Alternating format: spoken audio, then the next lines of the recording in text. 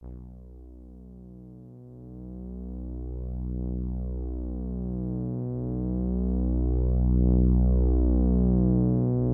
to make it potentially a one-possession game. Up and under Pacey's. That's what they need right there. Force one here. Up to Chin, who throws it down. Minkler, good ball fake, gets to the 10. Count it and the foul. Two buzzer beaters to his credit, goes down the lane, double pump. There it is. Cut!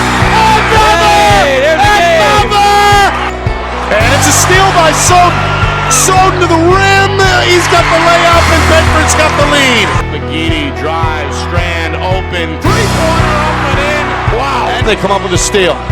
O'Connell looking for the flush. Make guys shoot twos. Step back, Castro trying to tie the game. Juanena up the sideline, Castic way, double pump. Shot up and in! Up and in! Trying to find Bono. Mike with the steal! Mike is going to run off the clock!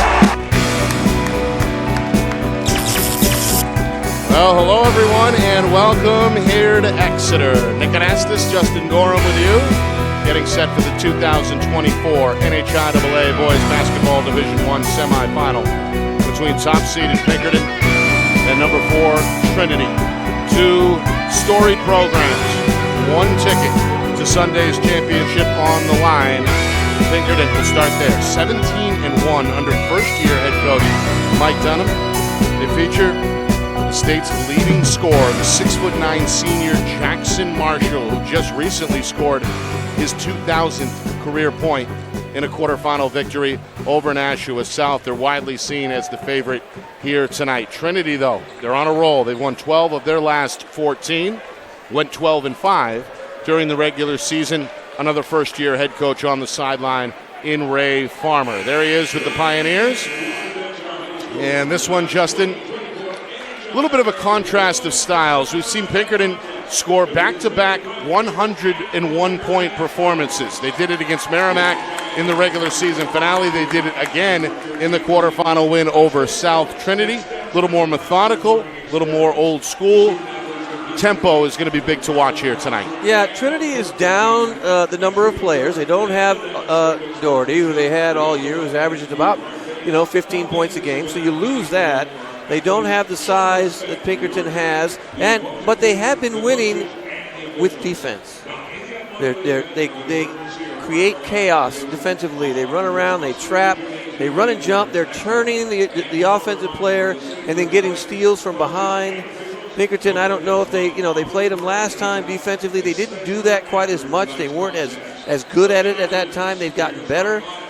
But Pinkerton is just, with firepower, like you said, they just have so much firepower. And then on the block, Jackson Marshall, there's not a human in the state that can guard him and stop him on the paint. He's just too big. He has consistently put up some eye-popping numbers this season, including a career-high 52 points back in January. And we'll keep a close eye on the number 46 tonight. That's the career record. The tournament record, rather, in Division I for most points by one player in one tournament game. That was by James Best of Portsmouth 40 years ago. Wow. When he dropped 46 for the Clippers on a way to a state championship. There is Jackson Marshall, number 32 in white.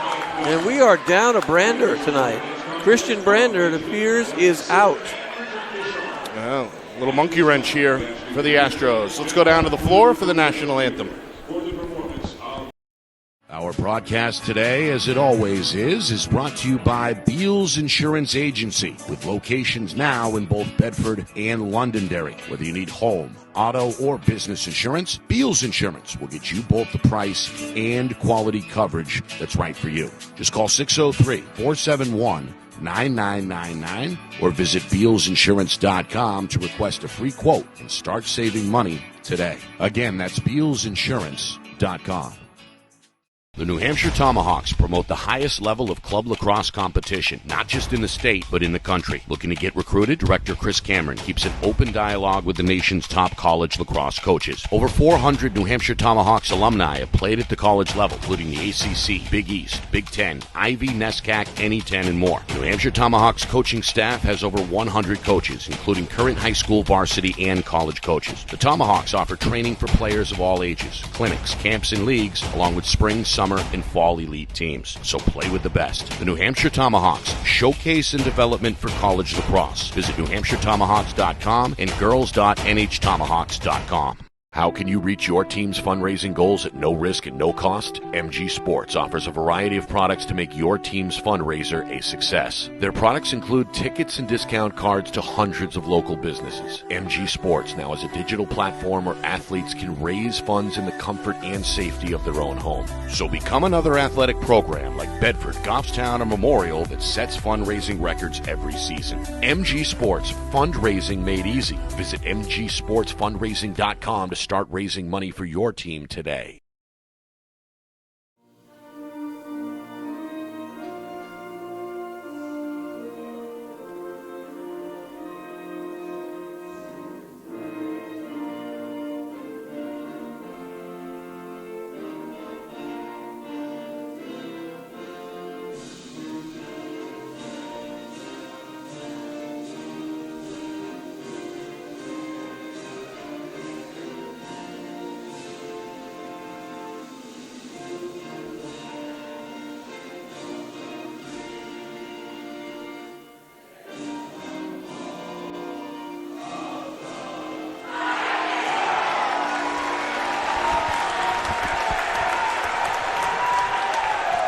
Well, there we are, ready to roll here in Exeter. It's a packed house as expected. Standing student sections. They'll be dueling all night on opposite sides of the court. You mentioned a moment ago Christian Brander out tonight.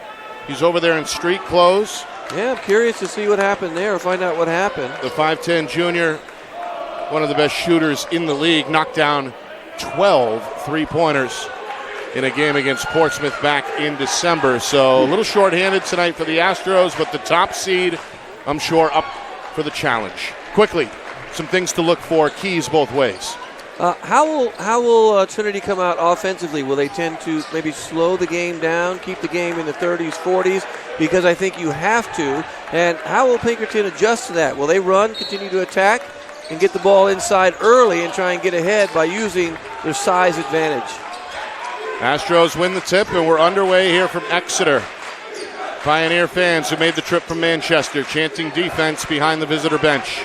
Yeah, we're doing a unique triangle and two with a double team. And it leads to a layup.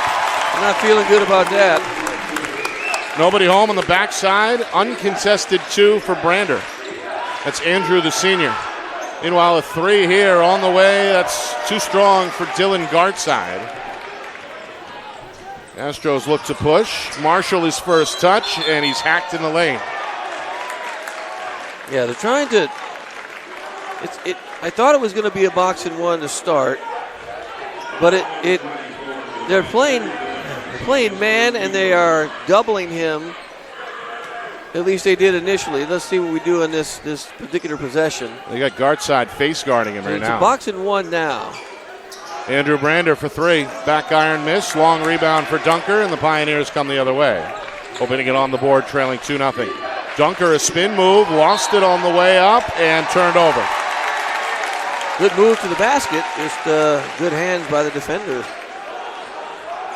So now we can kind of see defensively, Gartside is guarding him one-on-one. Now we're switching. Now we're in a 2-3 zone. That amoeba defense, something to watch for the Pioneers. They switch up the looks very frequently. Here's a three-pointer. Andrew Brander, he's 0 for 2 from deep. Devon Ellis, the four-year starter, with his first rebound. Dunker, drive and kick. Gartside in the corner. High arcing three is going to give Trinity their first lead. Yeah, Gartside is going to start hitting threes, and there is going to be trouble. Marshall inside, poke loose. Dunker the other way. The junior behind the back finds his classmate O'Neal. Dribble drive shut off by the co-captain for Pinkerton, Charles Ludden. Coach Farmer on his feet as his team resets the possession. Ellis in attack mode, off balance, whips it back near midcourt where Dunker is there. Now Dunker back to Ellis, stolen in the paint. James Wallace, the senior, able to read that one well. It's Trinity's second giveaway. Meanwhile, the point guard is fouled. Yeah, Ellis with the grab. I don't know if they're going to get him, but this side, Ellis with the little grab. Yeah, early foul. Second team foul against Trinity. And the first on the lone senior for Trinity, Devon Ellis. Yeah, keep an eye on the inbounds. Lob straight up. Marshall. Now they're going to wave it off. Well, our official called the foul before the shot. Yep. The grab. They grabbed him before he caught the ball. So the foul on the floor. That's 3 team fouls against Trinity already. Yeah, so that's going to be free throws. Parker, Bienvenu Cernuda, left hand, no. Marshall, no, but a foul. Just too big. Got to box him out. Got to push him away from the basket. You can't let him have position early. You can box him out underneath the basket, but if he's too close, he's going to jump over you. He's just too big. So here is the state's leading scorer, Jackson Marshall, averaged 37 points per game. And it's not, majority of it is inside, right? But he's a really good shooter. He's a good three-point shooter. He's a good free throw shooter. He doesn't get all those points without making free throws. 2 for 2 out of the gate. While they were warming up, he had 8 consecutive three-pointers, unguarded in warm-ups, I know, but it shows you the range. He's got a really good-looking shot, good form. Whoever taught him how to shoot did a good job with follow-through and release.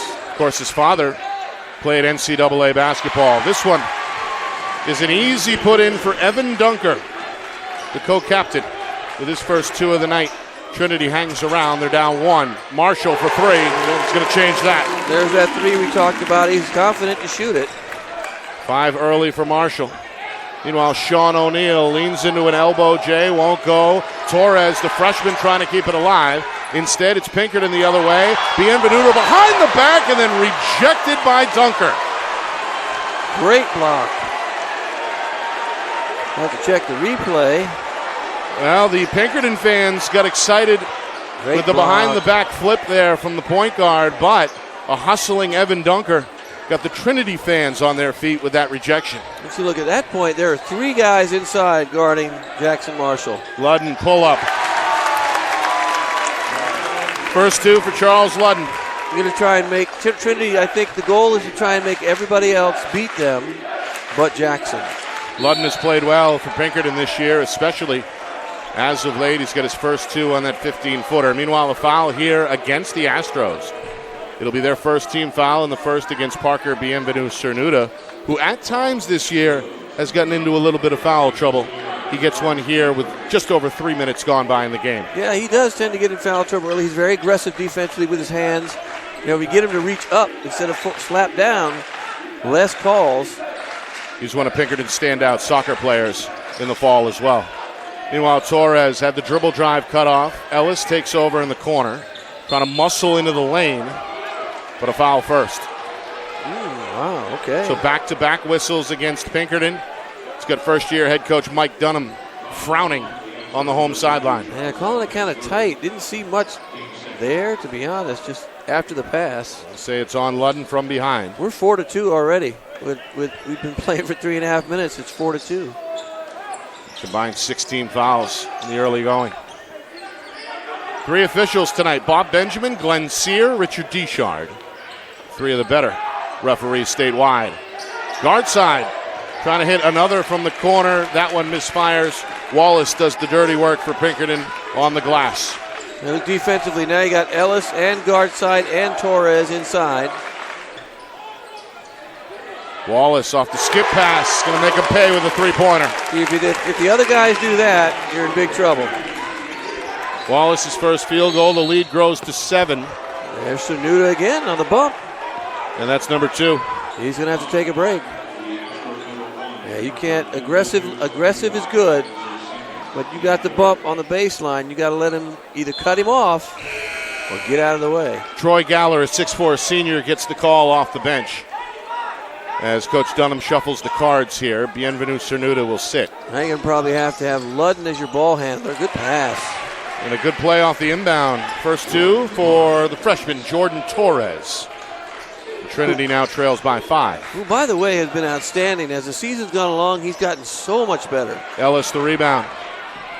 We're going to lead the break. Finds O'Neal to his left. And O'Neal pumps the brakes, and Trinity will reset. O'Neal's got to watch his feet. He tends to slide that back foot. Jump, stop, under control. He's tough going to the basket, though. He's not very big, but he has no fear going to the basket. Now it's the Pinkerton fans who are chanting defense. Backdoor for O'Neal, but the bounce pass gets away from him. Third Trinity turnover in this first quarter. Got to see that. That was actually a really good pass. O'Neal just didn't look. He was just looking straight ahead. Got to see your teammates. Keep your eyes on. Where's the ball? You always got to know where the ball is. Marshall inside, count it. And that was after or on a double team, and he still managed to get the ball. Somehow he caught the ball and was able to get that basket off. Marshall with half his team's points in this first quarter, 7 of the 14. Ellis pull up, 15-footer, you bet. Keeping it close. Keeping it close. That's Devon Ellis, 4-year starter. The last holdover from a championship team from 2 years ago. Meanwhile, here's Andrew Brander. They give him the green light. Misfires, and that ball ruled out of bounds as it hits the wire above the backboard. Yeah, like I said, you'll take that. His brother is the one that is a knockdown three-point shooter who's not here. He's a better attacker, gets to the basket, layups, 10-footers, good defensive player. But he's 0 for 3 from deep to begin. O'Neal for 3. That one won't cooperate from the wing, and then a foul on the rebound attempt as Galler is knocked down. That's going to be team foul number 5 against Trinity, and you can see Coach Farmer is not happy. Well, already we're shooting free throws. So Dunker hit with his first. And that was a foul. I mean, it's okay. That wasn't a bad call. It was a good call. Kind of pulled him down a little bit on the rebound. But, they have to make free throws too. It's early, but you still want to keep the game low. You want to try, your chance to beat Pinkerton is to keep the game, I think, in the 50s. If you can keep the game in the 50s or lower, you have a chance to win the game. Galler misses the first. And that's easier said than done, though, Nick. Back iron miss. Galler collides with Dunker in the corner. And a whistle is going to give this one back to the Pioneers. Oh, a lot of contact there as well. Yeah, no foul call, but they rule it out of bounds. Yeah, that's Geller. That's a foul on Galler. Hit Dunker. Or was it a jump hard ball? They called the jump ball. Okay. But he hit him hard. That should have been a foul. Coming up on 2 minutes to go, first quarter. There's Pinkerton in their 2-3 zone, which they will play frequently and keep Jackson Marshall in the middle where he can help on defense, block shots as the attackers get to the basket.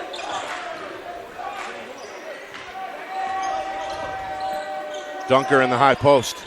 Patience. All you need to do, you got to be very patient right now if you're Trinity. Ellis finds Torres on the cut. Freshman can't connect. Marshall his second rebound. That's the shot Coach Farmer wanted. Yeah, it was a good look. Good look at the basket. Took about, 25 seconds off the clock. Final 100 seconds here of this opening frame. Fadeaway for Andrew Brander won't go. Loose ball, bodies on the floor. Dunker and Ludden are tied up, and we have our second jump ball in the last minute. Good play. Good hustle. Guys on the floor. Love seeing guys dive on the floor. Energy, right? You got to give everything you got if you're going to win this game, if you're at Trinity. Everything you got. I've seen Dunker on the floor a few times already for Trinity. No fear of getting on the ground. Pioneers in a 2-3 zone. In it goes to Marshall. He's triple team, spins right, and scores anyway. Still, good body control, good balance, good footwork. He got hit, he got moved, and he still managed to finish. Oh, he's got good feet. Great feet. 9 points for the 6'9 senior. Soft touch around the basket as well. Pioneers down 7. Pinkerton's largest lead. Torres, baseline jumper, short. Rebound, Andrew Brander. Brings it into the front court, but lost the dribble. Taken away by Dunker, who races to the rim, but can't connect off the glass. Rebound, Galler. Those are the ones you have to finish. Quick shot the other way off the front iron. Ellis' third rebound for Trinity. Up for guard side, back to Ellis down the lane, lost the ball. And it's last touch by Marshall. Will stay with Trinity. Coming up on 30 seconds to go. Opening quarter. Pinkerton out in front 16-9. Not a very high scoring game yet, which is where Trinity needs it to be. Guard side, back to Ellis. He's wide open. Three-pointer is up and in. There's Ellis is going to have to be more aggressive today offensively as well. He's got 5 in this first quarter. He's got to keep shooting, keep attacking, get to the free throw line. He's a good free throw shooter. The 4-point game. Shot won't go for Brander. Pinching down on the board is O'Neal. Down to 15 seconds, and Dunker is fouled near the iron. I like the fact that Dunker's being aggressive at attacking the basket.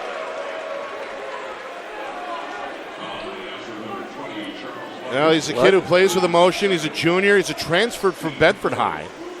His younger brother actually is on the Bedford team. Yeah, I was going to say, speaking of Bedford, play each other. They bowed out earlier in this semifinal, beaten by Nashua North by a final score of 84-60. So the Titans await the winner on Sunday at UNH. Meanwhile, Dunker gets his first point of the night. Coach Farmer goes to the bench. Guard side will sit. Well, a little smaller. Bishop's in there. Bishop's about 6'2", 6'3", and good-sized kid, but got a little smaller without guard side in there, guarding Jackson Marshall.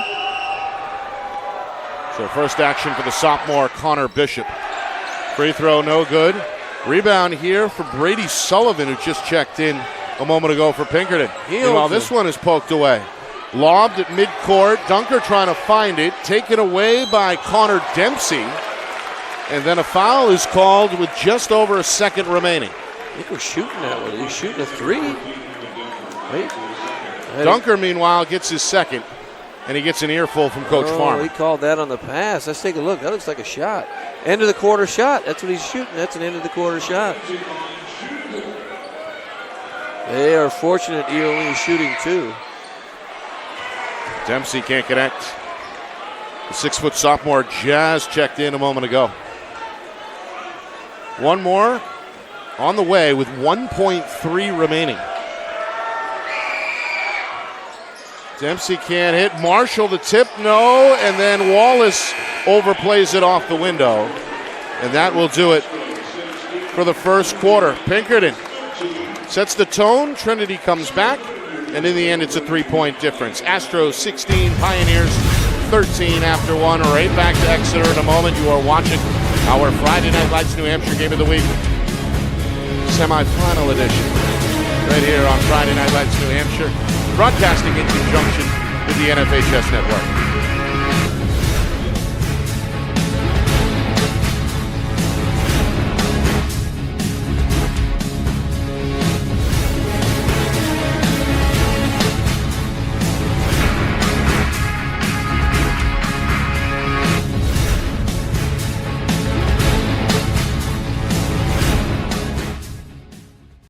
Our broadcast today, as it always is brought to you by Beals Insurance Agency, with locations now in both Bedford and Londonderry. Whether you need home, auto, or business insurance, Beals Insurance will get you both the price and quality coverage that's right for you. Just call 603-471-9999 or visit BealsInsurance.com to request a free quote and start saving money today. Again, that's BealsInsurance.com. Start of the second quarter here in Exeter.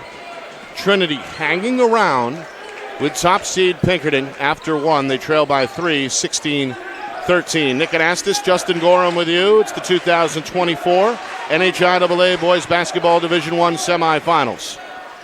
Ellis can't hit from 16, but the rebound goes off the fingertips of Andrew Brander and will stay here with Trinity. The energy on the Pinkerton side defensively is not quite where it normally is. They don't seem to be playing as urgent as they have in the past. And Trinity's game plan right now, they're hanging around, doing things right. Well, off the inbound, O'Neal passes up the shot. Well, staring down Jackson Marshall near the iron. That's 5'6" and 6'9". You got a timeout here. Is O'Neal 5'6" even? I don't know. O'Neal's not very big. He's tough, though. He's played very well as of late. We saw him take over against Exeter in the quarterfinals, scored 23 points. He did. He was really aggressive offensively, attacked the basket. Here you really can't.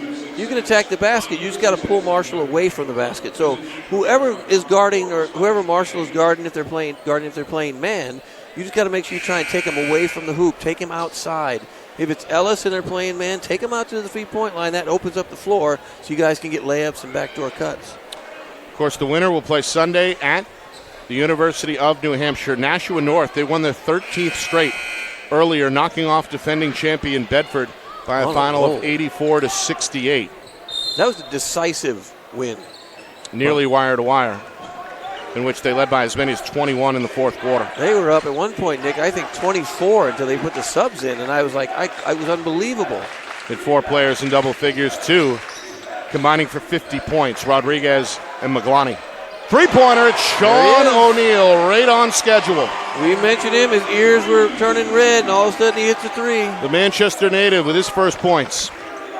And we're tied at 16. Meanwhile, quick jumper, elbow extended, won't go for Dempsey. Rebound dunker. O'Neill finds Bishop into the corner for Torres. Three-pointer, too strong. Dempsey the weak side rebound. Yeah, when you get those, when they have scoring opportunities, especially in a game that's going to be like this, you got to hit them. Long 2 for Brander, won't go. Ellis, his 4th rebound. They'll take that. Ball, though, ends up out of bounds, tipped away by Dempsey. Will stay with the Pioneers. Trinity, they led 3-2 in the opening moments. A chance to take the lead here. 3-2, and now a chance to go up by 2 or 3. See, now look, Ellis has pulled them away from the basket. Now you got cutters. Pull them back, cutters, keep moving around. Everybody else move, and you'll get wide open shots underneath. Ellis will take it himself. Three-pointer, back iron miss. Offensive rebound, Bishop. Bishop healthy, again, is good for them. It gives them another body who can rebound, athleticism. Missed some time a couple of weeks ago. Torres, fade away, won't go. Dempsey on the glass again. Ball on the ground. There's Dunker. Head first, rips it free, and draws a foul against Wallace. That's a hustle play there for the junior Evan Dunker. And that's his 3rd time on the floor getting after it. Look at that hustle on the floor getting after it on the replay. Coach Farmer going to shuffle the cards. Torres and Dunker will sit. We get our first look at Jamar Gregory-Aline, the sophomore guard, who was in double figures against Exeter. That's right. And also Derek Aurelia, one of their better ball handlers. Lightning quick. Is on the floor for the first time. Again, they're not a very, look at them, they're not a very big team, but they're really quick. And right now they're being very patient on offense. Gregory-Aline at the high post. Stolen by Brander. Up ahead, Bienvenu Cernuda. He's undercut. And the ball taken away by Ellis. Ellis all the way to the cup. Missed the finger roll. Rebound number 4 for Marshall. Up ahead for Brander. Finds the trailer. It's Ludden. Long 2, up and in. If they can get Ludden going and keep him out of foul trouble. Ludden is usually their second scorer. You know, he'll get 15, 16, sometimes in the 20s as well. So Ludden's got to get going if they're going to win this game. Marshall, they're kind of containment, right? Lessen the number of possessions so far. Ellis inside. Too strong. Rebound number 5 for Marshall. The outlet for Ludden, who goes right to the rim but can't bank it home. And then a foul on the rebound is, I believe, called against Trinity. That's got Coach Farmer questioning things.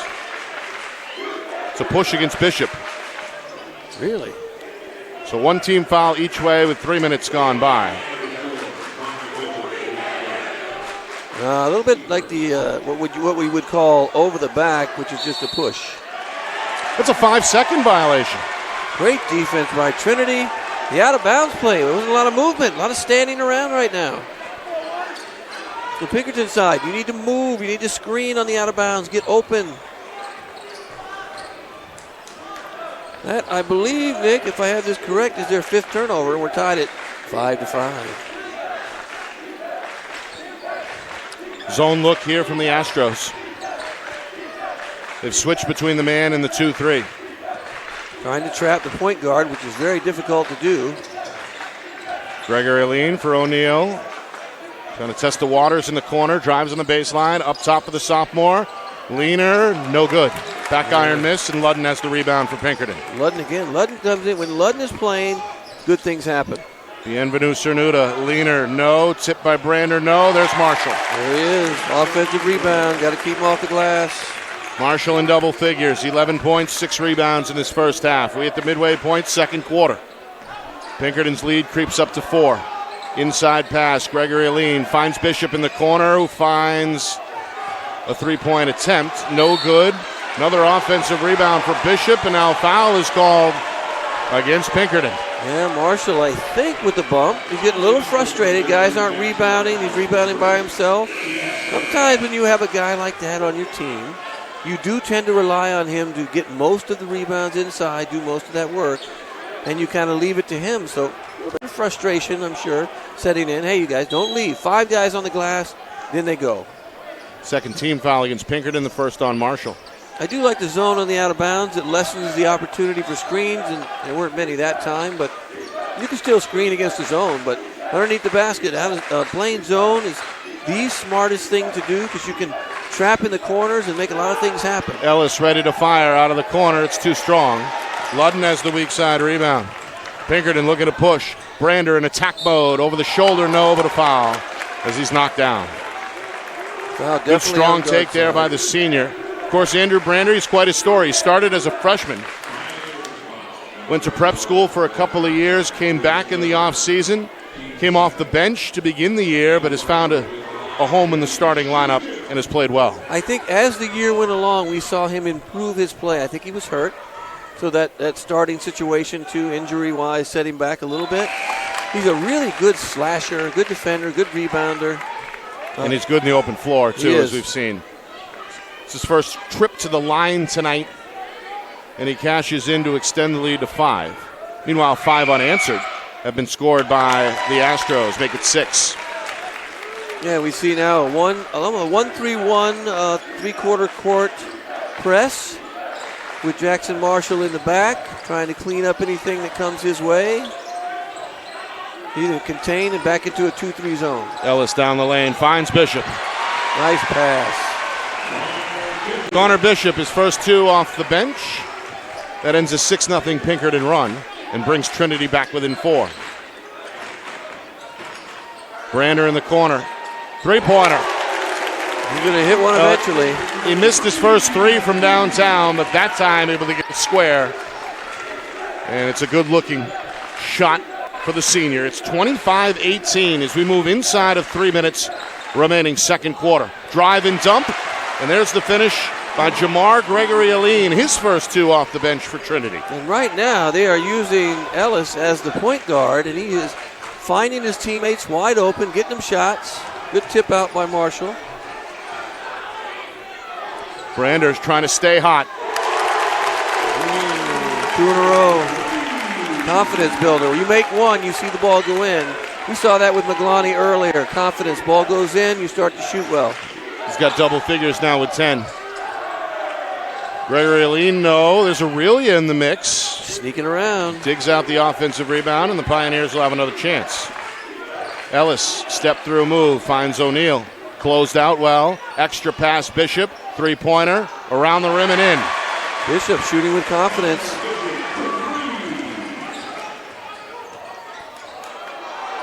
Quick shot the other way. Ellis, another board.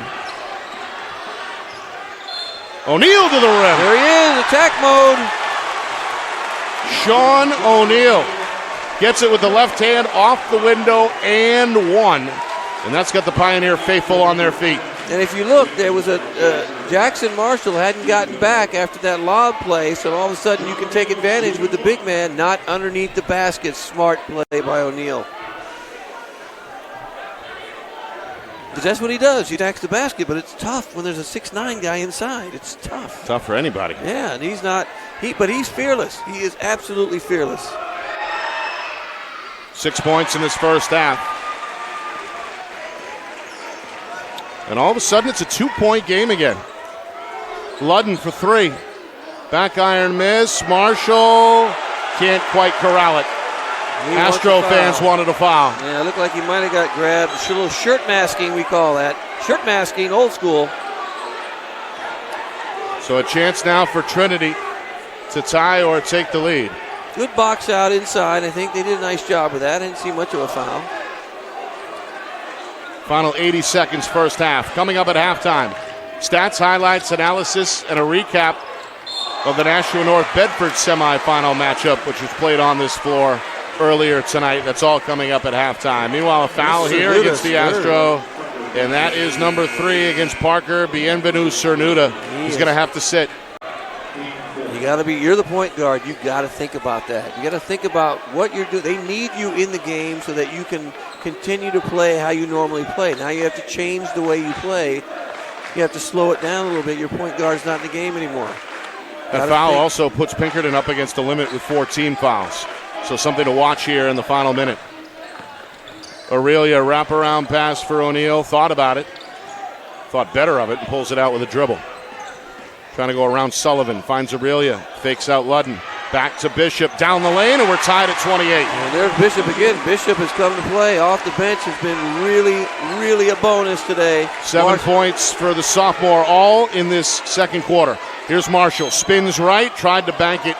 Draws a foul as Bishop hits the floor. He is having to work way, way harder than he normally does inside right now. That game plan, he's got the game plan is legit. Right now, that was pretty much one-on-one, essentially, with Bishop working really hard to kind of make him take a difficult shot. That's Bishop's second. And the 3rd team foul. Marshall's second trip to the line gets a friendly roll. And, you know, that kind of will, the second foul, that'll wear you down as a defender guarding a guy like that, too. So you got to make sure that you pace yourself. You have to rotate guys in. Bishop with 2, he's a good offensive threat. You may want to give him a break and get Courtside back in for 30 seconds or so. Let him bang around with Jackson Marshall inside. Marshall with a game-high 13 points. He's perfect at the line, 4 for 4. Meanwhile, Trinity may be thinking final shot here. I would be, because you're only down 2. You're right in the game. Just, continue to play your pace. Take your time and get a good shot at the end of the quarter. High post. Bishop going to attack and score. Yeah, they didn't get the last shot, but they got a good shot. Bishop with 9. Final seconds. Brander splits 2 and banks it home. That, too, was a good shot. O'Neal with a half-court heave will bring us to halftime. So, Pinkerton, they never trailed in that first half. They built up at one point a 7-point lead. But the Pioneers steady the ship. They get good bench play. They've executed the game plan defensively. And they're within shouting distance of the top seed at halftime, trailing only 32-30. I really love the game plan by Coach Farmer. The double team, they're making Jackson Marshall work really hard, making the other guys beat you from the outside and do some other things. Offensively, they won that quarter 17-16, so you've got to take that in as a positive. Even though they gave up that last shot, they should have maybe waited a little bit longer. Bishop should have probably waited, get the last shot so you don't give them that next opportunity. But you're only down 2, so you got to feel pretty good about that. I'd say. Pinkerton, though, your floor leader, Bienvenu Cernuda, has got to be smarter. You got to make sure you stay in the game. Can't have your point guard get 3 fouls like that, and now he's going to have to play differently in the second half. Tentatively, not going to be able to reach as much. So his game is going to change. I think Pinkerton's going to have to make some adjustments offensively, maybe try and push a little bit more, and maybe set some screens to get Marshall open. Even against his zone, set some screens, get him down the block, get him open. You see what happens after that. The game is closer than we thought, I think. This is great. This is great. 32-30 at the break. Coming up, stats, highlights, analysis, a recap of North and Bedford as well. You are watching the 2024 NHIAA Boys Basketball Semifinals.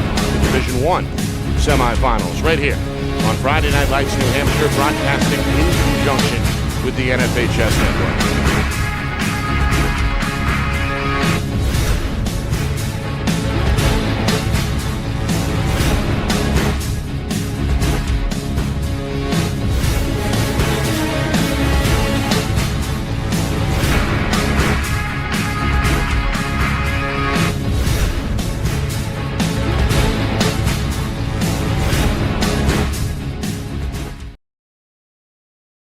Our broadcast today, as it always is brought to you by Beals Insurance Agency, with locations now in both Bedford and Londonderry. Whether you need home, auto, or business insurance, Beals Insurance will get you both the price and quality coverage that's right for you. Just call 603-471-9999 or visit BealsInsurance.com to request a free quote and start saving money today. Again, that's BealsInsurance.com.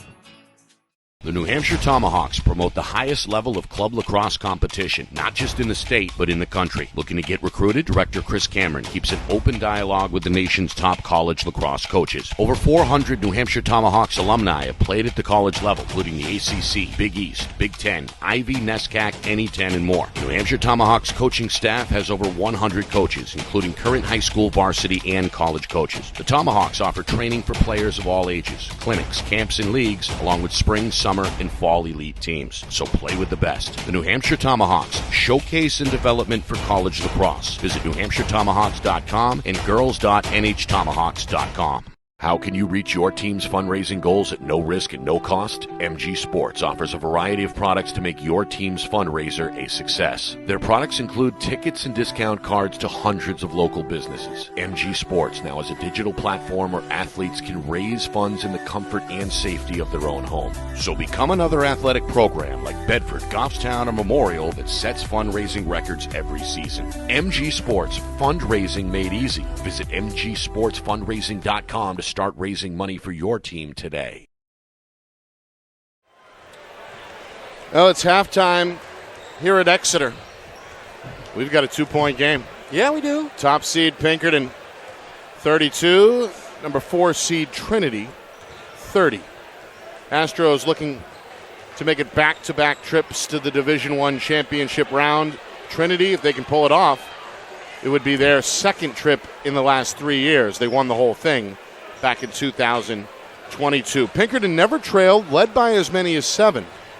But Trinity got the better of them in that second quarter. Coach Farmar's game plan has looked pretty good. Make everybody else beat us except for Jackson Marshall. They contain Marshall to 13-7 in that first half, and as a result, it's a one-possession difference. Not only have they contained him, Nick, they've frustrated him. This is one of the first times I've seen him come down. He got angry down there underneath the basket a couple times. He used to do a little shouting at his student group over here on the right, talking, got a little angry. He's not comfortable in the paint. No one's really tried to triple, double, kind of play this way against him, I don't think, this year. I think there's been some double teams here and there, and he usually handles a double team pretty well. But they're throwing 3 guys at him occasionally and just saying, okay, listen, we're going to make it as hard as you can to score. You're just going to have to work. And he's done that. And they've done a good job slowing the game down, 32-30. Pinkerton just needs to make sure they kind of play how they played all year. Run, attack.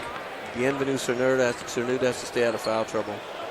This is a team that broke the 100-point barrier the last 2 outings. Yeah, they're not really playing with that same pace that they normally play with. They're sort of slowed Trinity's game plan has slowed them down. Catmandu's throwing things at us. I don't know what that's about. Catmandu. Yes. I know. I'm sorry, Cat. I don't know what I did. I'm sorry. Some numbers from the first half. Marshall is still the game's high scorer with 13 points. The Pinkerton senior. Hard. That's a hard 13. Yeah. Though. 4 for 4 at the free throw line. He hit 1 3-pointer. Andrew Brander, the guard, his classmate, the fellow senior, had a dozen and looked pretty good in that first half. Yeah, once he missed a few shots early. Once he hit his first shot, then he hit his first 3. All of a sudden, rhythm kind of kicked in. I think he started playing better. Look for him to kind of take a little bit more on his shoulders here, I think, in the second half. And maybe him and Jackson can kind of work together with some screen and rolls, come out, set some screens, and see if they can do something a little bit different to get Jackson maybe a one-on-one matchup as opposed to a one-on-3 matchup, which has happened quite a bit. Meanwhile, on the other side for Trinity, a balanced approach with 7 different scores.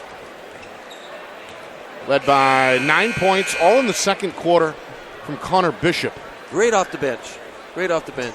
And he was hurt up until recently. I think he played last week, the last game, and played pretty well. But this is a scoring contribution that he hasn't made in a while. The beginning of the year, I think he was a starter at one point. played pretty well, and then kind of became a bench player. And, you know, he stepped up today big time coming off the bench. 9 points in that first half. And, of course, Evan Dunker, despite some foul trouble, really set the tone, diving on the floor, making some of those hustle plays that inspired his teammates. He's going to start here to begin the third quarter. Coach Farmer is going to send out Bishop as well. Yeah, Bishop's going to start with guard side. Now you get a little bit more body. I mean, Torres has been great all year. He's been scoring close to around 17, 18 points a game the last probably 8 or 9 games. But Bishop, little more size, little more beef, can bang around in the paint just a little bit more with Jackson. Let's see what they do early, maybe a little pick and roll with Marshall. We're underway, third quarter. Astros with the basketball. They went 17-1 during the regular season. Marshall, they'll wave it off. It's an offensive foul. He ran into Bishop, who drew the charge. He did. Bishop snuck over there in the end. They did it right. Back pick. There's Bishop taking it. You know what? You can take that charge. You a man. You a man, man. That's a gutsy play by Bishop. Marshall now with his second foul. That's a big charge right there. That's a 275. So the Pioneers looking to tie or take the lead on their first possession of this second half. Ellis angles into the lane but misses the right hand flipper. And the rebound ends up with Wallace. Got a one-on-one matchup. They had it for a minute, and then a little push. Yeah, see, now the fans think this has not been a game where he's been getting pushed around and beat up like normal. They're just doubling him, and I think the fans are frustrated as well. Got tangled up there with guard side. That wasn't much. That was less than we've seen all year. That's number 4. On guard side. On guard side. Yeah, you have to get him out, and they did quickly. Ludden off the glass. See, Ludden is the X factor. Ludden usually plays really well. If Ludden continues to score and rebound, they're going to be okay. He's got 6. Meanwhile, Ellis lost the handle. Taken away by Brander. Finds Ludden on the wing, who finds the touch. Now that's the pace that Pinkerton likes to play. You come down, you shoot the 3. They have good shooters. They're missing one today. Pull-up shot, no good for Dunker. Rebound number 8 for Marshall.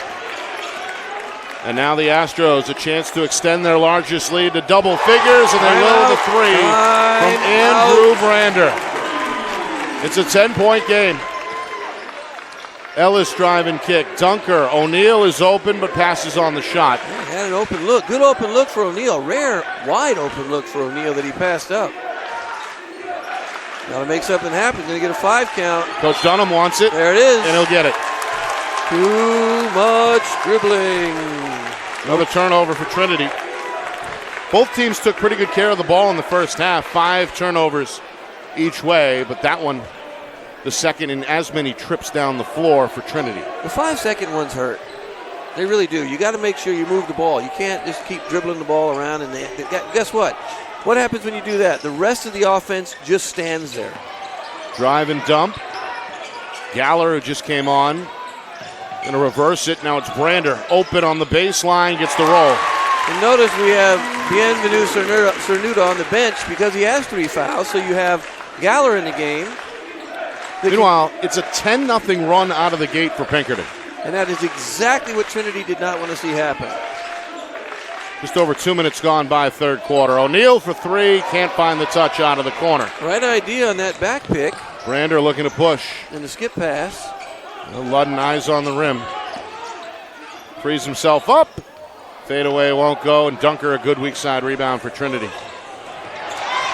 Stolen at midcourt. It's Wallace with numbers, finds Marshall, and a blocking foul is called in the lane against Dunker, and that is number 3. And I believe he was just teed up. Dunker get the tee? Or did Jackson Marshall get the tee? Oh, Marshall got the tee. It was I Marshall. think he said something. Yeah, let's see. Oh, he got the foul, which probably was an offensive foul. Turned around, looked at him. Had something to say. Yeah, and that's then the tee. You see the official, Richard Deschard, quick to tee up Marshall. So that's his 3rd. I don't know. Did he say something, though? Did he really mount? Let's check and see if we can get the... Yeah, I think he at least looked at him and might have said something. I thought that Dunker was was growling on the baseline. Smart. So we're going to get the foul on the shot, and then we'll shoot the tee on the other end. So Marshall's got to be careful now. He's got 3 fouls. That's dangerous. Dunker just picked up his 3rd for Trinity. I'll tell you what, Dunker has been on the floor 5 or 6 times. He's working his butt off. He's playing hard. You know, he hasn't scored as much as he normally does, but he's doing everything else he can do to keep his team in the game. Yeah, I think they're talking over there. I don't think Jackson wants to come out. I think Coach is thinking about maybe taking him out for a few minutes. Might want to consider it. That's his first miss at the line tonight. He had hit his first 5. Might want to give him a 2 or 3 minute break just so he doesn't get that 4th foul. Then you got to sit him down until midway through maybe the 4th quarter. So O'Neal will shoot the technicals for the Pioneers. Gotta make rattles in and out, no good. When you get a free one here in this game, you got to put him in.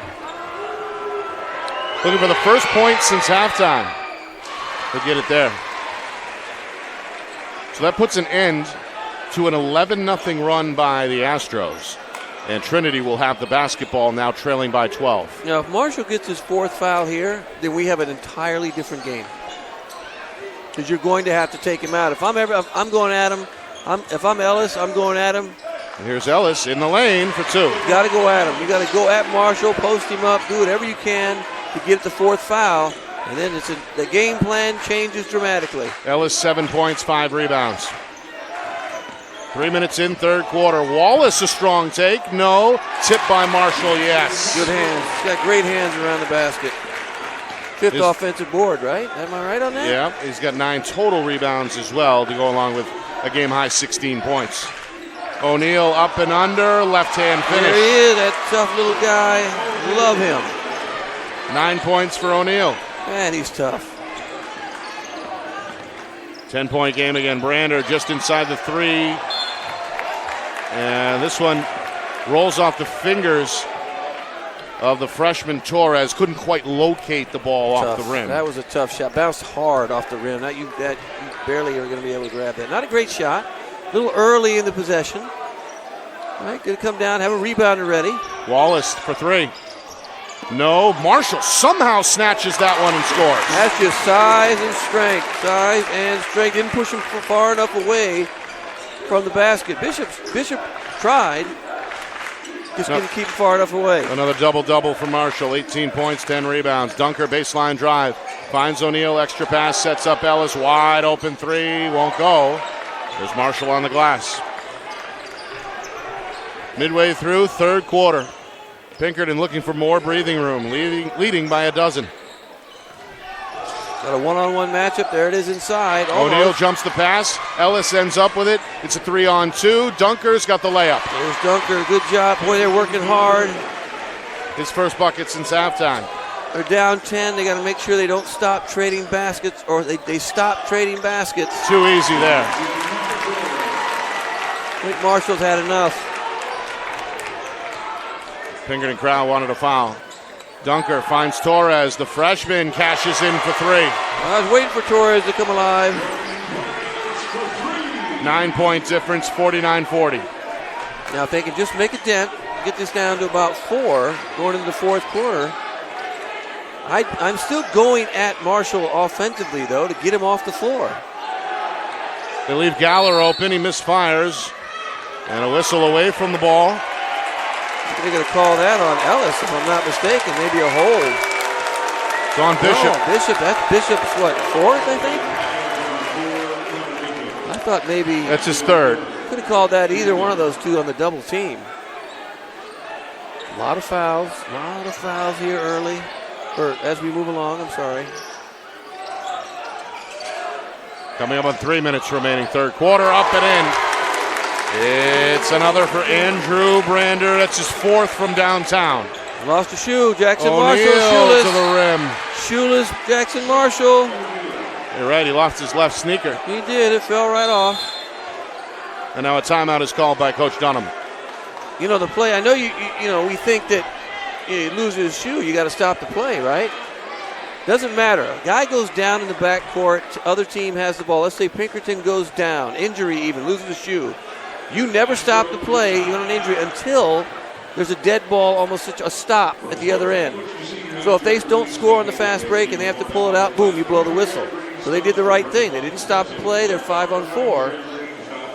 It's been a pretty well officiated game tonight. I think they've done a good job. The tee, I wish I would have been down there kind of to hear why. I'll ask him maybe tomorrow when I see him why they called the tee, just to see if he actually said something. You're not even supposed to turn and look. Right. When you watch a football game now, NFL game, or even taunting call, taunting. What do? They turn and look, and they stand over him, and then boom, 15-yard penalty because you're dumb. Timeout on the floor, 52-42. The Astros looking to make the championship round for the second straight year.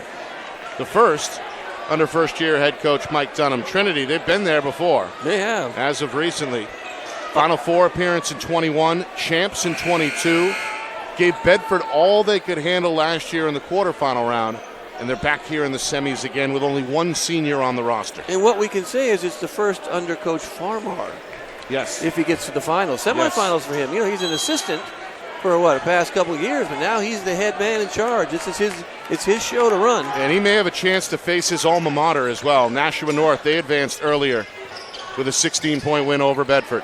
Brander's jumper won't go. He follows his own miss, but had it blocked in the paint. Now Dunker has it for Trinity. There's Dunker again.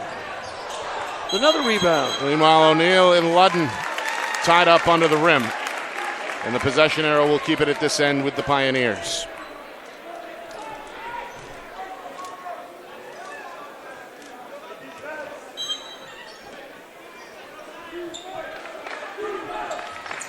Ellis off the curl is tripped up and fouled. So now 3 team fouls in this third quarter each way. 2 away from shooting more free throws, right? You don't want to try and keep the fouls down.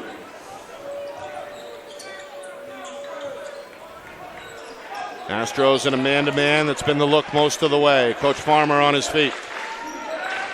Ellis trying to go one-on-one, lost the handle. Ludden the other way. 3-on-2. Wallace collects, misses the layup. Brander on the tip, no. Galler in a crowd, keeps it with Pinkerton.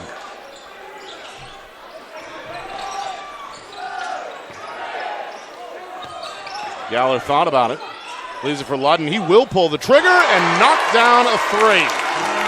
I said halftime, if Ludden comes up big here in the second half. 2 3-pointers in this third quarter. Meanwhile, great step-through finger roll there from Dunker. Dunker with the Euro. Dunker with 7. Inside of 2 minutes, third quarter.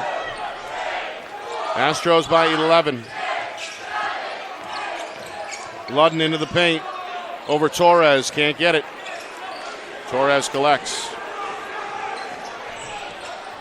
Freshman going to slow down. Coach Farmer raises his left arm and calls out the play. A little fatigue. I'm seeing some guys breathing hard. Bishop breathing hard. Hadn't played a lot. There's a nice. See what we do. They're trying to go. Not sure what they're doing offensively. A little bit confused. I think they're trying to figure out where they need to go. Dunker wants it. 3-pointer is off. High arching shot. Galler had it, and then it was punched free by O'Neill. It'll stay with Pinkerton. Good hands by O'Neill. Going to give Bishop a break. Guard side, though, coming in. What, he had 4, right? He's got 4, so the sophomore is going to be very careful here. Matched up with Jackson Marshall. And that's just another body. You may have to bring somebody else in to guard him. Doesn't play very much just because you need bodies. Brander the pull-up. O'Neill the rebound. The junior into the front court. Finds Dunker on the wing. We're inside of a minute. Dunker backdoor for Torres. Too much mustard on that bounce pass. Right idea. Right idea. They had a great backdoor cut. That bounce pass needs to be a little softer. Right? You aim for the waist on a bounce pass. It almost should come waist to waist. That's a tough one-handed pass. Good effort, though. Right idea. Astros a chance to match their largest lead from earlier in this third quarter. Wallace, high arcing 3 off the iron. Follows his own miss with the rebound. Finds Marshall, who finds the touch off the glass. That's Wallace, unselfish, good rebound. Marshall again. I like that 3-2 zone that time for Trinity. I like that. You're going to get out the shooters and you can kind of hopefully box out. It's tough to box out against the zone. People don't realize that. Backdoor Torres deflected at the last moment by the defender look. Brander. They're doing a good job cutting backdoor. Right now, they just can't kind of hang on to it. Very Pinkerton close. hoping to hang on to their largest lead. They lead by 13. Trinity's thinking final shot here. Down to 10 seconds. Again, limit the possessions, right? They got to go now. O'Neal looks for the ball screen. Going to pull up for three. He's wide open, and he knocks it down. There is O'Neal again. So, the third quarter belongs to Pinkerton. They storm out of the halftime gate and score 11 unanswered. But Trinity gets the last laugh with that three-pointer at the buzzer. It's a 10-point game as we go to the fourth. Is Pinkerton bound for the final, or does Trinity pull off the upset? We find out next. You are watching the 2024 NHIAA Boys Basketball Division I Semifinals right here on Friday Night Lights, New Hampshire, broadcasting in conjunction with the NFHS Network.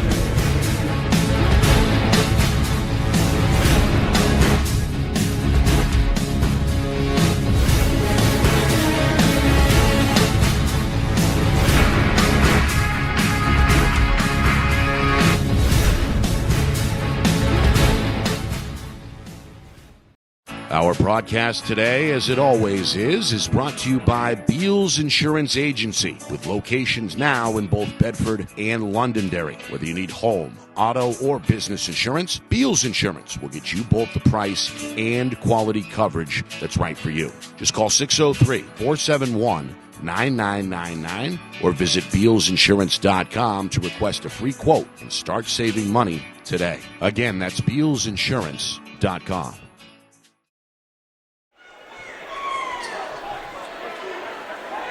Well, Coach Ray Farmer hoping his team can come from behind. 8 minutes remaining in regulation. It's a 10-point game. The top-seeded Astros, after a 17-1 regular season, looking to get back to the championship round. If they can hang on to this 10-point lead, it's Ludden. Down low, Bienvenu Cernuda, fade, no. Tipped out, and there's Ellis for Trinity. Good box out on Marshall that time. And look out. A big block, but a foul. That's got the Astro faithful upset here in Exeter. Another strong take.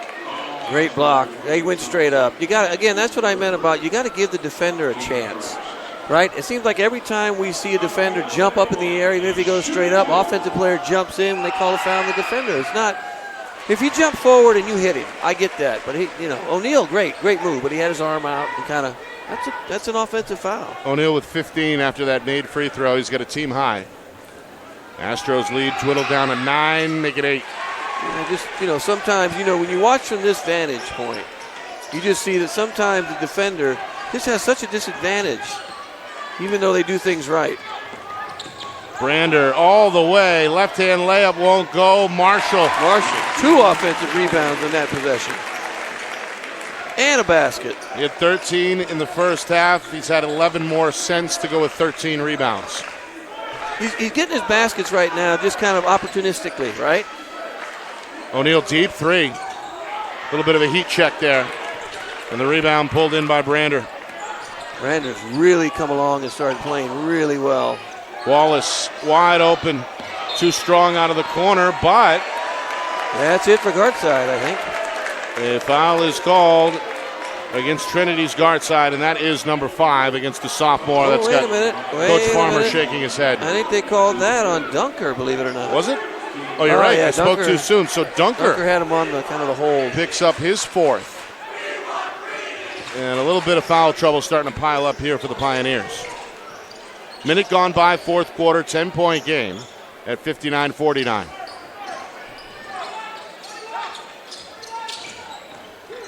Brander for Wallace, skip pass, Bienvenu Cernuda, left open, crossover, skips it back to Wallace. And now a 3-second violation is called. And again, the Astro fans are upset.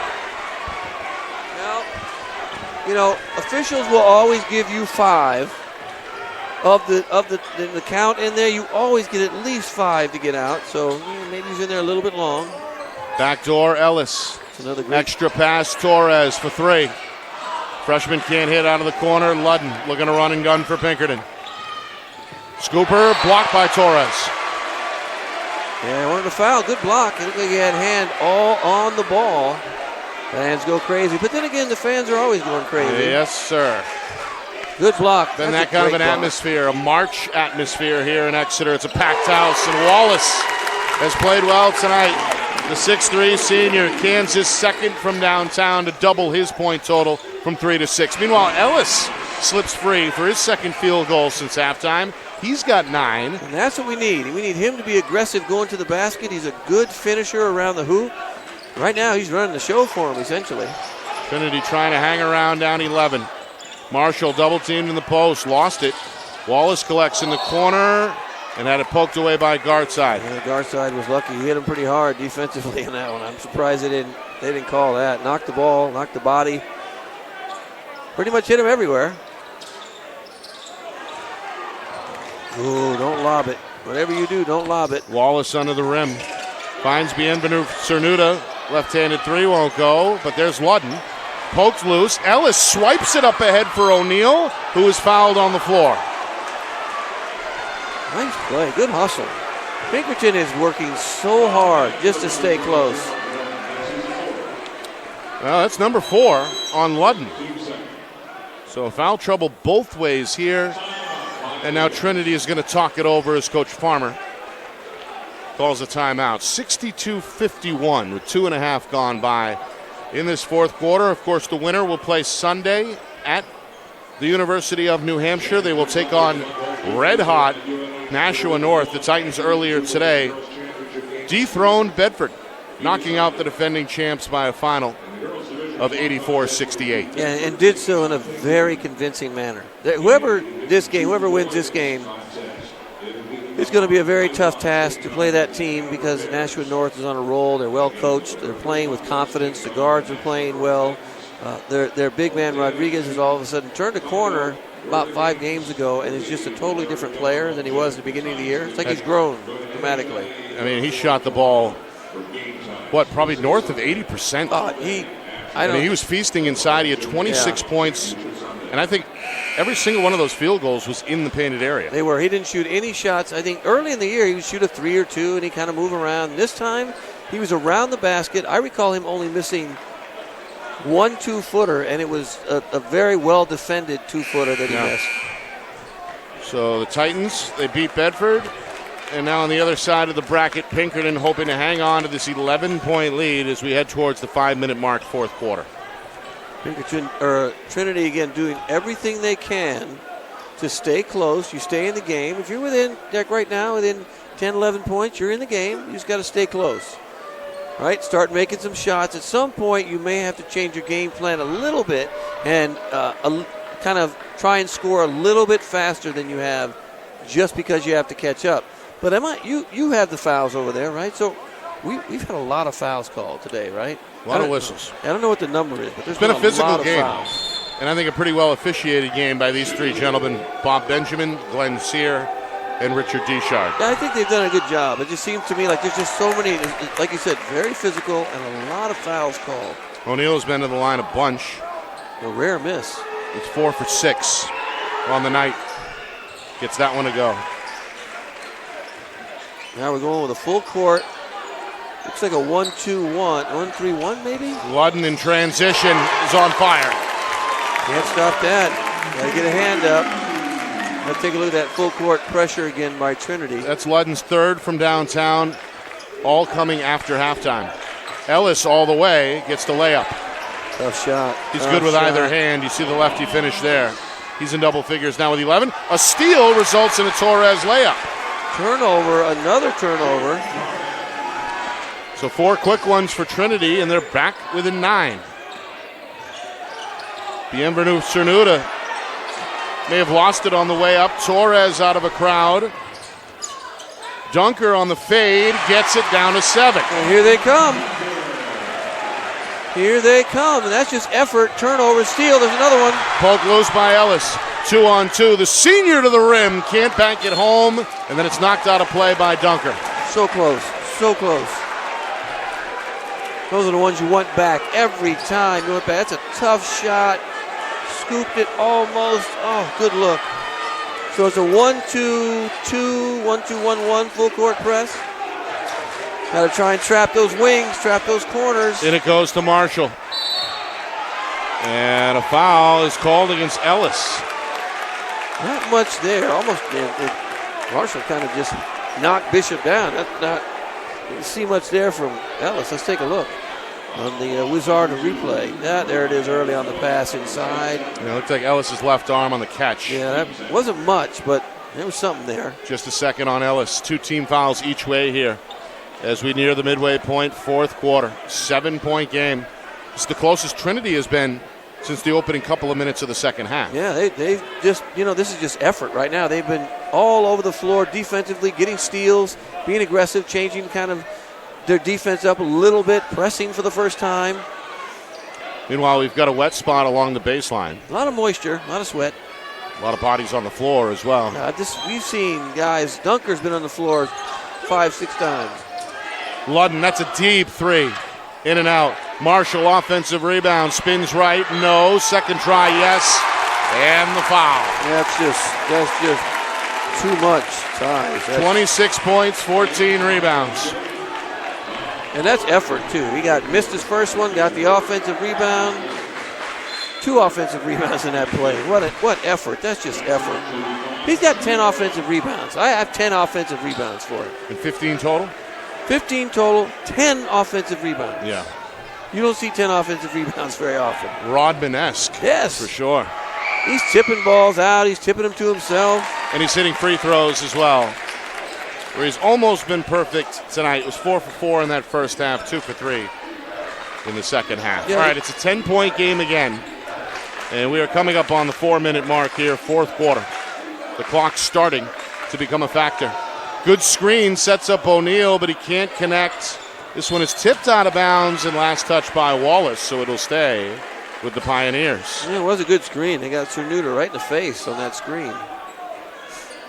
Got to talk. People forget. Your teammates have to communicate and let you know when the screen is coming so you don't get hit like that. Wallace slapped it loose in the steal. It's poked away by Ellis, but he can't get to it before it crosses the line. Out of bounds, back to Pinkerton.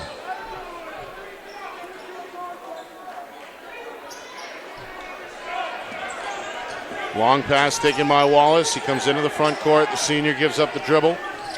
Inside, tough catch, Marshall. There's the spin and finish. A little bit of breathing room now for Pinkerton. 5 unanswered. They lead by 12, and now Ellis upset after the ball goes out of bounds off his right leg, turned back over to the Astros. 11th turnover. Very close in turnovers, though. I have 11 to 10. Brander runs into Ellis, offensive foul. Yep, good call. Really good call. Ellis able to plant his feet and absorb the contact. 3 team fouls now each way, just the first on Brander. And so more Trinity moisture. ball. Yep, they're going to wipe up another wet spot in the paint. Where's the little guy with that round thing that they have in the NBA? They run underneath there and they clean it up real quick. And there seems to be a shortage of ball boys here. We need that. Look, Nick. How many people are here? Can't we just get a ball boy out of the stands or 2? Well, Richard Deschard is all over it. He's not a ball boy. Come on. No, he's actually moonlights as a principal. I know. Yeah, it's a side gig. He's got a side gig as a principal at West High School. Your alma mater. Yes, he's got a smile on his face as well. He's officiated a good game tonight. He has. I think that the crew itself has done a pretty good job. Very physical game. Guard side from the elbow. Can't get the roll. Wallace snatches the rebound for the Astros. Three-pointer Ludden has been hot, but he can't find it there. O'Neal the other way. And we head towards 3 minutes here, fourth quarter. The clock starting to become a factor. O'Neal, a slicing move. There he and a goes. left-hand finish. He's fun. O'Neal with a team-high 19 points. Meanwhile, Bienvenu Cernuda weaves through the defense, and a timeout is called by Coach Dunham. He's going to spend a 30 here with exactly 3 minutes remaining. A 10-point lead on the board for Pinkerton. kind of a higher scoring game than I think you and I thought that it would be. I think Pinkerton is attacking offensively a little more than we thought. They slowed the game down early, but now they kind of have to play a little faster to catch up. If you're Pinkerton right now, they may want to slow the game down a little bit and be prepared for the Trinity press. Trinity got 2 or 3 turnovers right in a row and kind of came down and got a couple baskets. Right? Didn't we get down to, 7? 7. So Pinkerton's got to hold on to the ball. They have 11 turnovers. Both teams now I think have 11. So too many, right? If you're coach, you kind of, too many. So in the end, you got 3 minutes left. Take patience, right? Look inside. Go to your bread and butter inside. Give Marshall the ball and let him finish the game off. Coming up after the game, live interview with the winning head coach. And, of course, stats, highlights, and a preview of Sunday's championship as well. That's all coming up after the game. Marshall trying to shake off Ellis. And Ellis is hit with the personal. Yeah, grab a couple times. That's going to put Trinity up against the limit now with 4 team fouls as Ellis gets hits with his 3rd. He's shooting anyway, I think. He did a shooting foul, I thought. No, really? I think it was on the floor. Oh, that looked like a shooting foul initially. So Brander will inbound. Dunker. There he is again. With the interception. Looking for Torres on the bounce pass. Good lefty finish by the freshman. Good pass. Good steal by Dunker, who's done it. He's just done all the dirty work today. All of it. Trying to keep his team in the game. They're within 8. Marshall flings it up near the iron and draws a foul. He just wanted to get to the free throw line on that one. So the Astros are in the bonus as Trinity commits their 5th team foul of this 4th quarter. It's the first against the sophomore Jamar Gregory Aline, who had just checked in a moment ago. Marshall can't get that one. It rattles out. This is the most frustrated I've seen him, though, play. It seems like his emotions have kind of gotten the better of him today that normally, we talked about it before, it has not gotten the better of him all year. Still getting his numbers. 1 for 2 trip there. 9-point game and a steal by Wallace. Good pair of hands there by the senior who gets the better of it. And secures the ball for his team. Wallace looks for Brander. Back out to Wallace. Back to Brander. 3-pointer. Won't go. Marshall offensive rebound. Count it. And the foul. Just too much inside. Another offensive rebound. Another basket. It's just too much. 73-62. Big second half for the big man. Yeah, and he's getting, like I said, he's not getting them by posting up and then throwing it. He's getting it by going and getting the ball himself. He's got 11 offensive rebounds. That's unheard of. Like you said, Rodman-esque. Unheard of to have that many offensive rebounds. He's done the job at the line as well. 3-point play makes it a 12-point game. Ellis for 3. No. Jamar Aline back to Ellis, who gets it off the window. Good timely basket for Ellis, keeping it close. 10-point game. 13 for Ellis. Meanwhile, Marshall is hit in the head by Dunker. I think the crowd is clamoring for an intentional foul, I think, or a flagrant foul. Number 5 on Dunker. I don't know about that. They may want to talk about that. That was kind of a hard whack in the head, but hard to tell after taking another look here in the replay. I think he was going for the ball. Yeah, I think so too. You can make an argument either way, but I think he was going for the ball. So he is fouled out. And he will sit after scoring 9 points. Also had 5 rebounds and 3 steals. Played a very physical, hard game. Got on the floor. Did like I said, dirty work. Marshall continuing to pile it on at the line. Pushes the lead back to 10.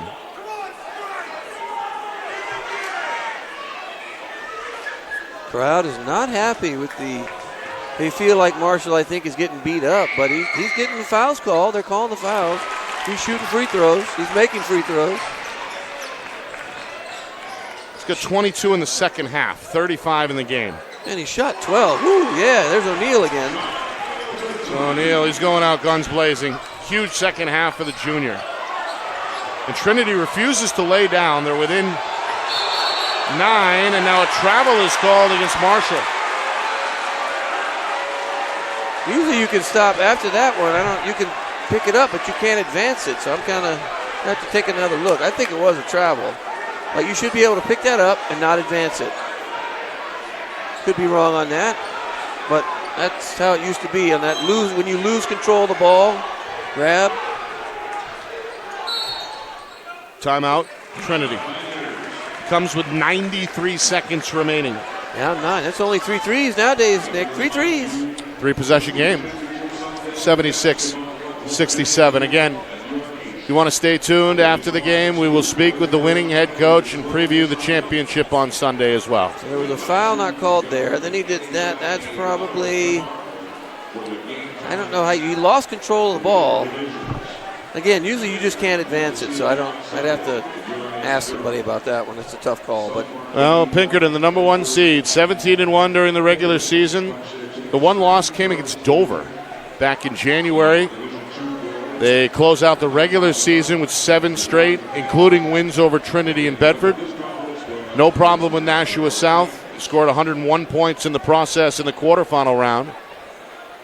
And, well, I guess, strictly speaking, they did trail by a point, 3-2, earlier tonight, but it's been basically a wire-to-wire lead, and the high tide mark, so to speak, a 14-point lead earlier in this fourth quarter. What I like to say, too, I'm still befuddled by the loss to Dover. It's one of the greatest mysteries of all time.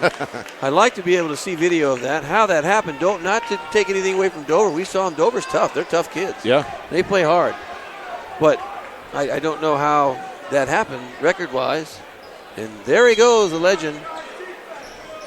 Executive producer Steve Beals has left the building. In the house today, though. In the house. Fresh up from the Sunshine State this morning. And look at him. He's got a lovely glow about him. Looking good.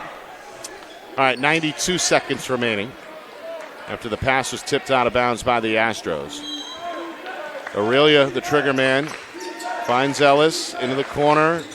Aline, leaner, Torres can't get the touch. Wallace the rebound, falls down, and a travel is called. Okay, got maybe a little push there. That might have been one they missed on that rebound, but 15th turnover for Pinkerton. That's got the Astro fans upset. Yeah, you know how fans are. They get upset about everything. Minute 25 remaining. A do-over essentially here for Trinity. O'Neal trying to go around Ludden, keep his footing, can't get the scooper. Rebound Ludden, outlet to Brander, poked loose from behind by Ellis. And he stepped out of bounds trying to keep it alive. Good hustle, though. Ellis always hustling. Make that extra play. Almost got it. Very close. Hit the back of the backboard. That's where it went out. I didn't think his foot didn't go out. His ball went hit the back Ellis of the with the steal. Bounce pass ahead for O'Neal. Finds the trailer Torres, who misses the layup. It's poked loose into the corner. O'Neal goes scrambling but can't arrive in time.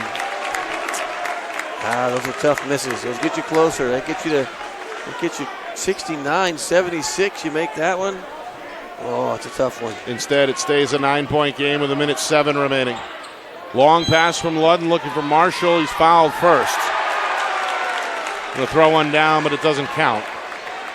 However, throw it down, big man. Oh. Marshall will head to the free throw line here as his team is in the bonus. Wait, he's going to shoot free throws again? Yep. He's been outstanding at the line tonight.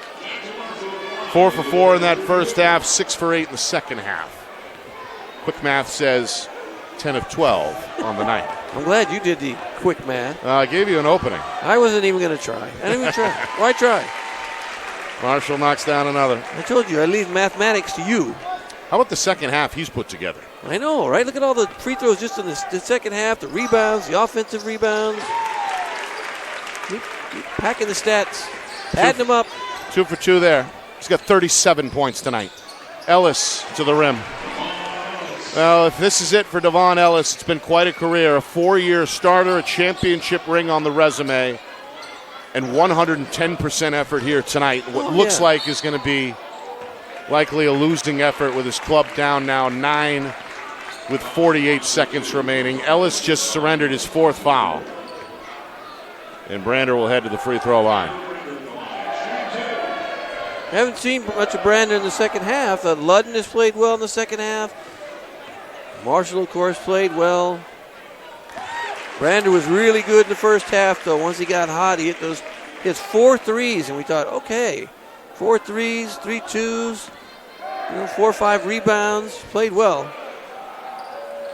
Now he's got 21 points, make it 22. Yeah, he just came alive here. First half, he was really big. Second half, quieted down a little bit. Aurelia out of the corner. Trinity trailing by 11.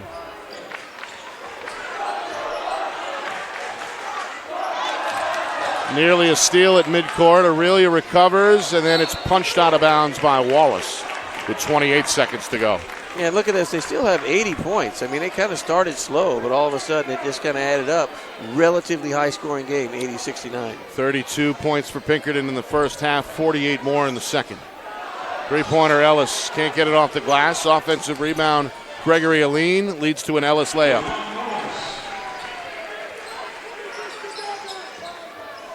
(80-71). Marshall is going to hold it here. Wow. Trying to keep it away from 3 defenders. Slap loose by Ellis, and that is number 5. Well, he went out with a bang. He played well. Ellis really did play well. He had, he was aggressive offensively. He ran the offense for quite some time in the first half. He's a senior. He played well. Good for him. It's been a good 4-year journty for him. Going to play football at the NCAA level next year. He's going to foul out here with 17 points for his team in the semifinal. Go along with 7 boards and who knows how many steals and disruptions. It's just effort. He's all about effort the entire game. Marshall now with 38 points.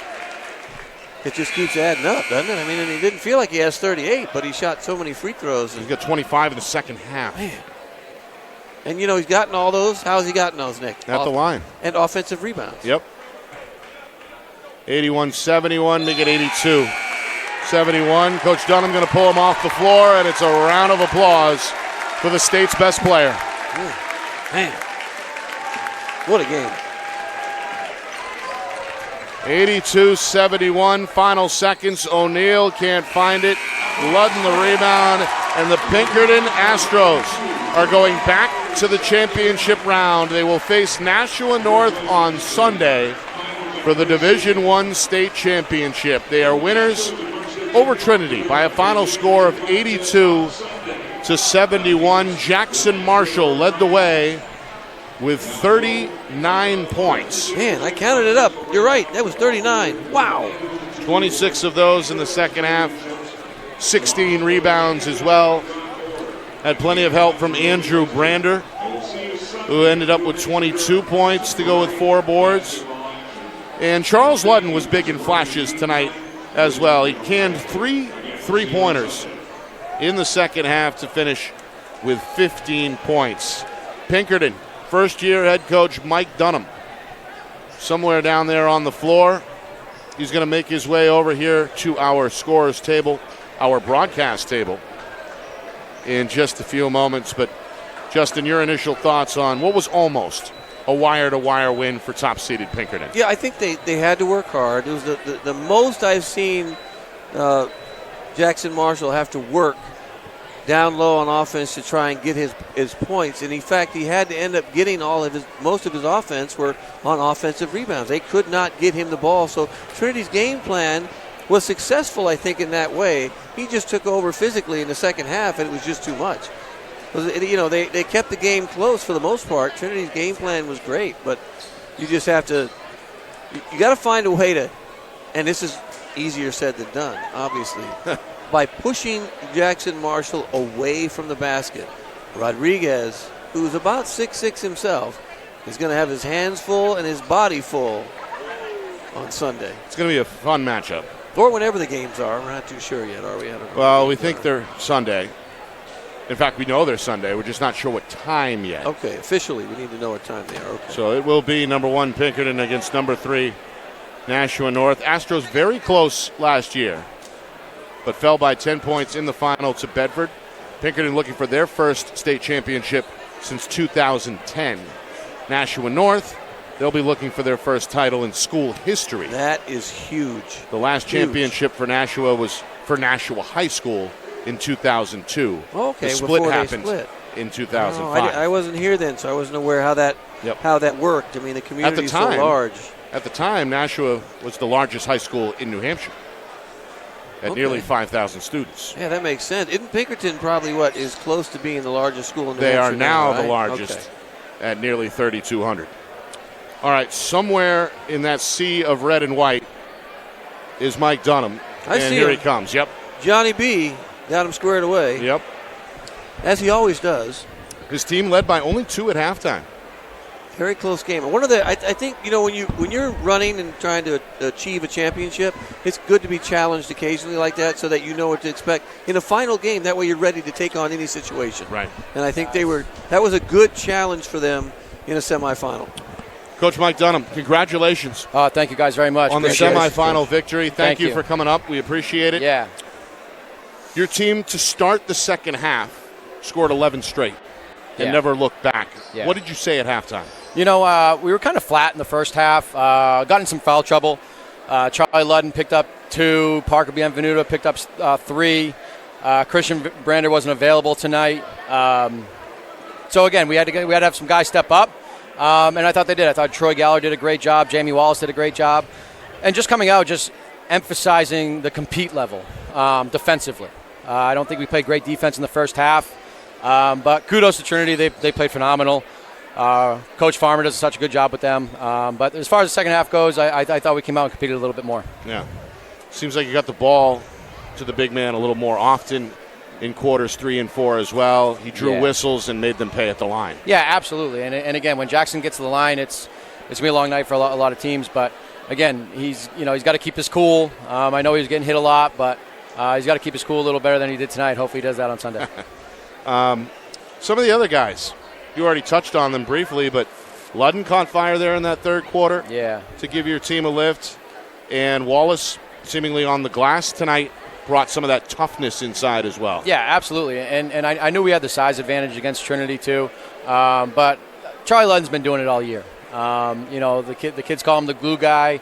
But again, he's more than that for us. He's a scorer. He's a senior captain, and he's acted like it too. He's done such a great job leading this team, him and Jackson, and it's just been a really good year for Charlie Ludden. I'm going to miss him next year. He's been awesome. So a bit of a challenge for you guys tonight, offensively early, just because of the way they played. Jackson double, triple. Sometimes there was 4 underneath trying to stop him, and he got most of his baskets second half just on his own offensive rebound. He had 11 offensive rebounds in the second half. Yeah. But did you know coming in that they were going to maybe attack that way defensively? Yeah, absolutely. And the thing is, I've said it so many times, is our other guys got to step up. In the third quarter, they did. Charlie Ludden hit shots. I thought Drew Brander played a great game. I think he had 20-something points too. 22. I think he had a little jitters in the first half, but again, it's confidence, having confidence in the kids. Just letting them shoot open shots and not thinking it's going to go in, knowing it's going to go in. And I thought Drew did a better job of that in the end of the second quarter, and then into the third and fourth quarter too. He was great tonight. He controlled pace. Parker getting in foul trouble really hurt us in the beginning, but again, I just the other guys too. I know Jackson had a lot of points, but the other guys really stepped up. Does a game like this, going into the finals, you're going to play Nashua North, who's just on a complete roll right now. Yeah. Does a game like this, where it's a little bit tougher for you, help you think, prepare for Sunday? Yeah, absolutely. During one of the timeouts, I talked about adversity, going through some adversity. And that's what we were doing. I mean, they cut it to 2, going through adversity. That's great for us. We're still trying to get better. I know it's the end of the year. And again, North is a very, very good team. Coach Lane does such a good job with them. They were actually at our jamboree at the beginning of the year with us and Central Catholic. My brother's team came down. They actually beat Central Catholic by 1. But again, they are a very good team, and we got our hands full on Sunday, and it should be fun. Yeah. Run quick, and you go ahead and finish. But I just want to know: will we see the other Brander brother? Will he be available on Sunday? I believe so. Yes, as of right now, yes. Okay. Yeah. Good. Yeah. Just a little under the weather tonight? Yeah. Yep. Exactly. Okay.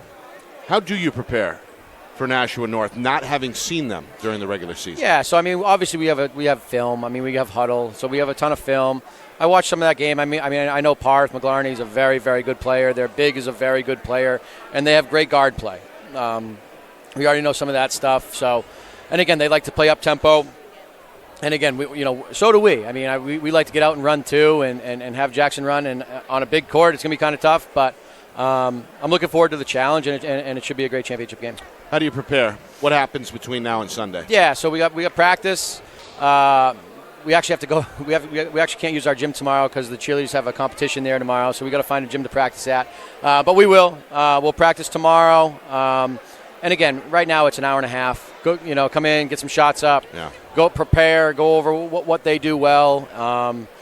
And again, this is where you want to be, right? I mean, this is our goal to get back to UNH. We have an opportunity, and hopefully we take advantage of it.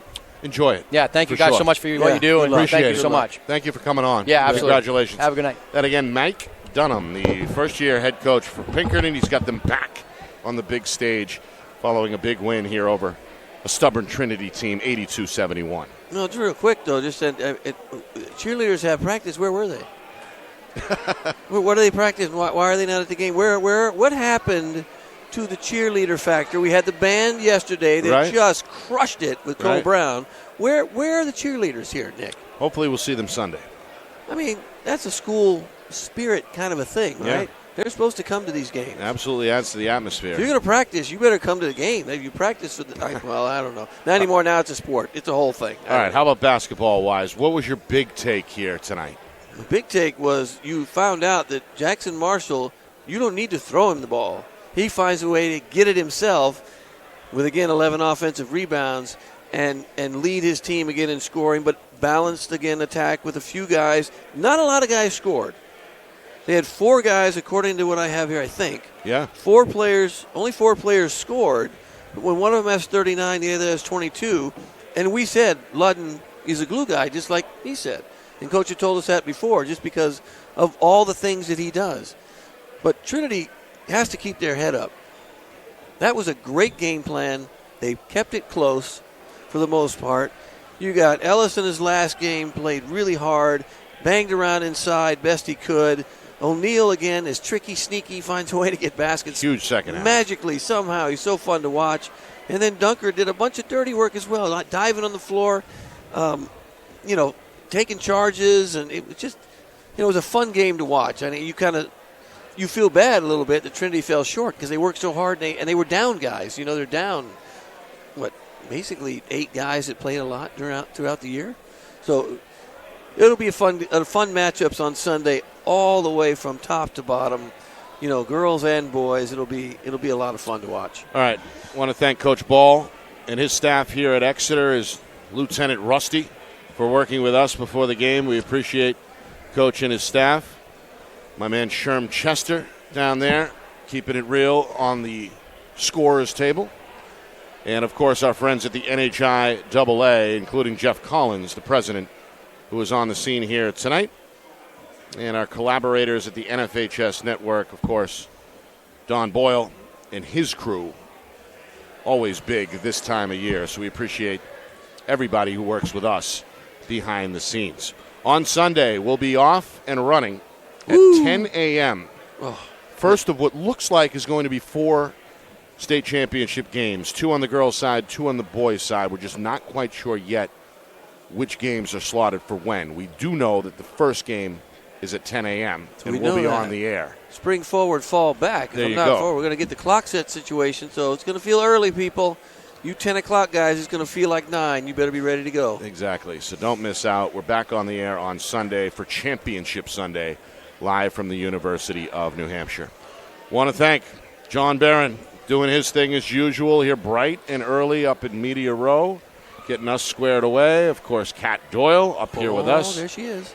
Another fantastic winter season for Kat. We're going to miss her on Sunday. What? But we are in good hands with Matt Beals Gracious. and Josh Lebrecht joining the fray. Of course, the whole thing orchestrated by the man behind the curtain, our director, the wizard of replay, Ben Beals, back in the Beals Insurance Studios. And it's good to have the big man in the big chair back on the scene as well. Executive producer Steve Beals in the house tonight. We'll see him Sunday as well. For my partner, Justin Gorham, my name is Nick Anastas saying so long. Final score, final time, Pinkerton 82, Trinity 71. This has been a presentation of the 2024 NHIAA Boys Basketball Division I Semifinals. Right here on Friday Night Lights, New Hampshire, broadcasting in conjunction with the NFHS Network.